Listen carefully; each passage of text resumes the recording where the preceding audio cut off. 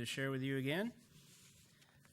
This morning, I'd like to look at I'd like to go over the story of Naaman. And this account takes place in 2 Kings 5. So I'd like to start out just kind of going over the account. So starting out in verse 1. Now Naaman, captain of the army of the king of Aram, was a great man with his master and highly respected because the Lord had given him victory over Aram. The king was also a valiant warrior, but he was a leper. Now the Arameans had gone out in bands and had taken captive a little girl from the land of Israel, and she waited on Naaman's wife. And she said to her mistress, I wish that my master were with the prophet who is in Samaria, then he would cure him of his leprosy. So Naaman, seeing he was a high political person, did what followed the protocol and went to the king and said, I've heard about this prophet that can cure me of my leprosy. So the king says, all right, good deal. So he gives him his leave, sends a letter to the king of Israel, or Samaria. Well, it's the same thing, sorry. And basically says, here's my servant Naaman. I want you to have him healed by that prophet. So he takes the letter and he goes to the king of Israel. And the king of Israel is very distressed because he thinks they're already a conquered people. And he thinks this is just another tactic because he doesn't control the man of God. He thinks this is another tactic to start problems and lead to another conflict. So he's very concerned. But Elisha hears of this and sends word to the king and says, don't worry about it, just send him to me. So Naaman goes with all his entourage, all the gold and silver that he brought, and they go to the house of Elisha. And Elisha sends his messenger to Naaman and says, go wash yourself in the Jordan 7 times, and your flesh will be restored. Now Naaman, as we've already established, is a very important, highly respected person. You don't send a messenger to talk to a very important person. You greet them personally. So he is outraged. He's been insulted greatly. So he says, aren't the rivers in the homeland much better than this? Why should I go to the Jordan? There's no trout in the Jordan. It's a muddy river. So he went away very angry. But a servant spoke to him and said, you know, if the prophet had asked you to do something great, you wouldn't have thought twice about it. You would have done it. So how much more if he just tells you to do something simple? We went through all this time and effort. We put this big entourage together. We traveled all this way. Why not just do what he says? So Naaman does go down to the river. He dips himself 7 times and he's clean. Cleaned of his leprosy. So he returns to give thanks to Elisha. And so he humbles himself before God. He says, behold now, I know that there is no God in all the earth, but in Israel. So please take a present from your servant now. But he said, as surely as the Lord lives, before whom I stand, I will take nothing. So, this is a great man, accomplished many things, but he's got leprosy. A lot of people have a lot of things going for them, but there's just this one thing that seems to hold them back. For Naaman, that was that leprosy. And now he was cleansed of it. I'm sure he was willing to give everything he had for what he just received. But Elisha says, I do this for God, not for man. I will take nothing. Then Naaman, because he's encountered the true God, says, I will serve your God. But my master, when he goes in the temple to pray, he leans on me and I have to bow down. But just know I worship your God, the true God. Elisha says, that's fine. And Naaman continues on. Then we meet Gehazi. Gehazi decided that, Elisha should have got something out of this. Because, by default, he gets some of it too. So he goes off and chases after Naaman and says, and as we often do, we make up a story, right? When we decide that we're going to do something we know we ought not to do, we justify it, we rationalize it, we create a story. So he says, a couple disciples came, they don't have anything, so can we have just a little bit to help them out? And so, Naaman gives him what he wants. He even urges him to take more than he asked for. And Gehazi comes back. And when he gets back to Elisha asks him, "Where have you been?" Gehazi just sits there and says, "Well, nowhere." Now, as a parent, when I ask my kids where they've been, and they go, "Nowhere," I know I need to know where they've been. Same sort of thing. What were you doing? Nothing. And kids always do it. I did it. And it never works. So Elisha says to Gehazi, Naaman's leprosy is turned to you. And so now Gehazi has leprosy. So that is the account of Naaman in 2 Kings 5.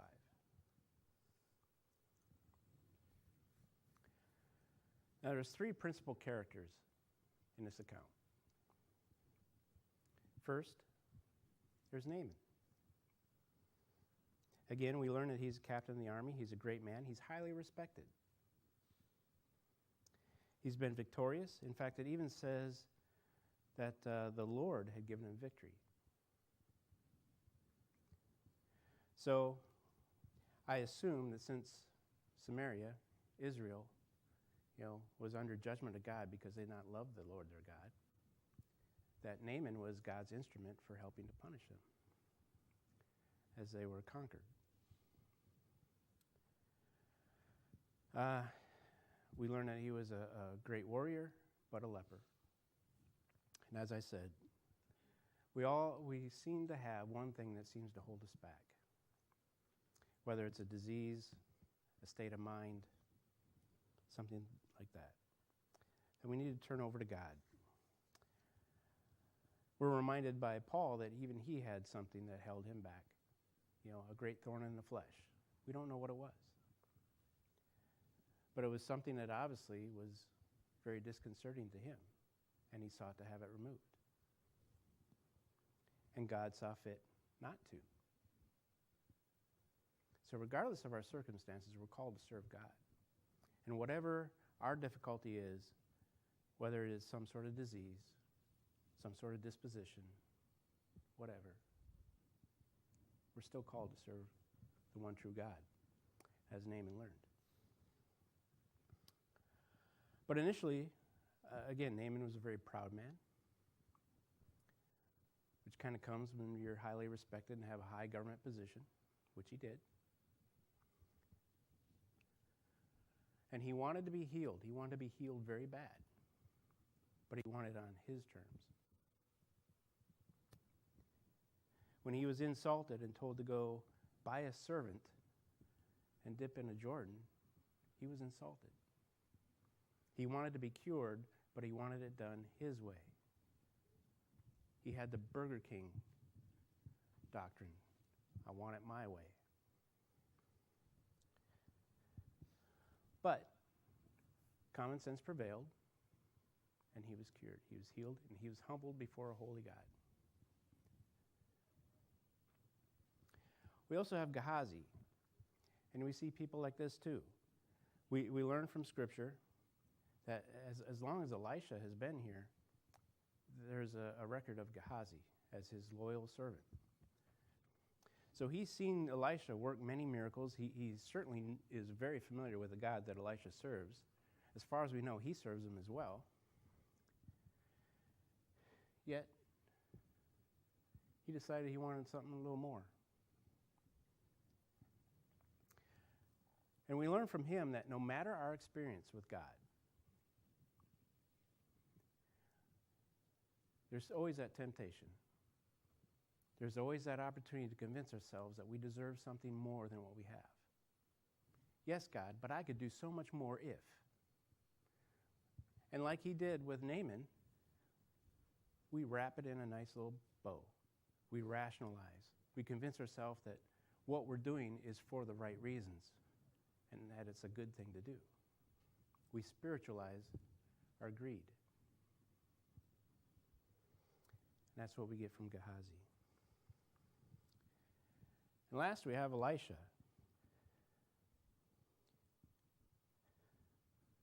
who is the instrument of God's power, but he's kind of aloof. I mean, he really doesn't interact with Naaman. And you know, I'm not sure why he did what he did. I don't know if it was all part of humbling Naaman. But regardless, he is a faithful servant of God. God worked through him to bring Naaman to the realization of the one true God. But he's kind of just aloof. So we need to be mindful that we are always faithful and to seek God's will even above maybe what social convention might dictate. So those are the three principal characters. But I'm going to suggest to you today that those are not the important characters in this account. I think there's two other characters that are more important than the three we just discussed. First, we have Naaman's servants. Naaman is outraged. He's been insulted. He's not going to stand for this. And they were the voice of reason. They used tact, no doubt. They talked reasonably to Naaman. And they convinced him to do what he ought to do. And as a result, Naaman found God and was healed. The voice of reason. And the most important character in this account is hardly mentioned. But it's a servant girl. You know, it says that she was, I don't know if she was captured. I don't know if her parents were killed. Obviously, she was an Israelite. And she was a slave in the household of Naaman. Probably quite young. But she told of the God that she knew. Regardless of her circumstances, regardless of her environment, regardless of being a captive, regardless of being a slave, she said, my God, through Elisha, can heal Naaman.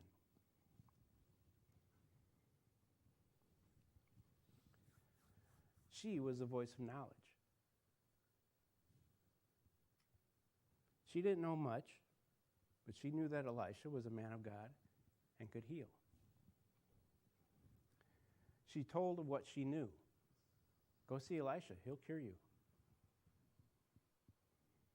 That's all she did. She told what little she knew. You know, we have other examples of that. I mean, you can look at Joseph. He stayed faithful to God in whatever circumstance he was in, whether it was in prison or in Potiphar's house. He did what he knew to do before God. Daniel was the same thing. He was a captive in multiple regimes, but he stayed faithful to God and spoke of what he knew through God. And in a way, this servant girl is like them.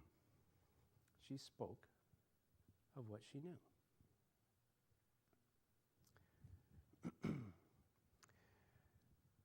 Christopher Columbus was traveling through Andalusia one day, and his son became very hungry. So they stopped at a monastery to get some bread. And as they're eating, they're talking with the prior of the monastery, who used to be a confessor of Queen Isabella. And he was fascinated with Columbus's ideas of, getting east by traveling west and the adventures. And as a result of that chance encounter, Columbus got an invitation to speak to Queen Isabella. And the rest, as you know, he sailed across the sea and discovered America several hundred years after the Norsemen.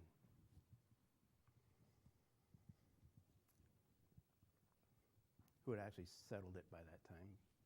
But anyway.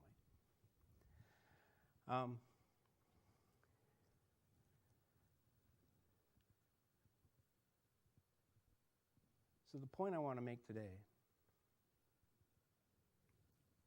is that no matter who we are or where we are in a position to influence others.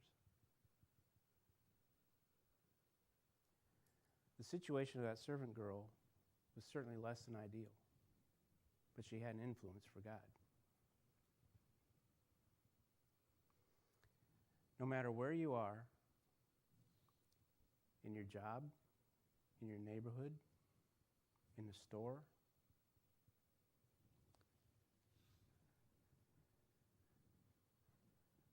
you are in a position, you are influencing others for God.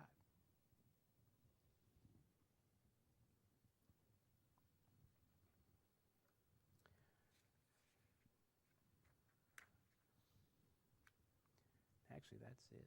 That's my point, is to, seems to go awfully quick.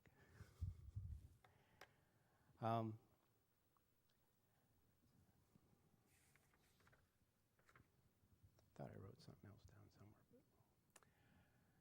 So, today, as we come to our invitation, think about where you are, the situations and circumstances where you find yourself, and be mindful of how you can influence it.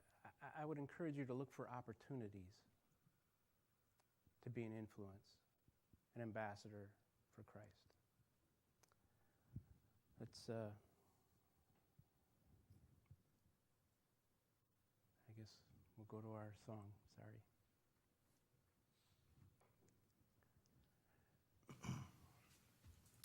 So if you have business with God today, please feel free to come forward.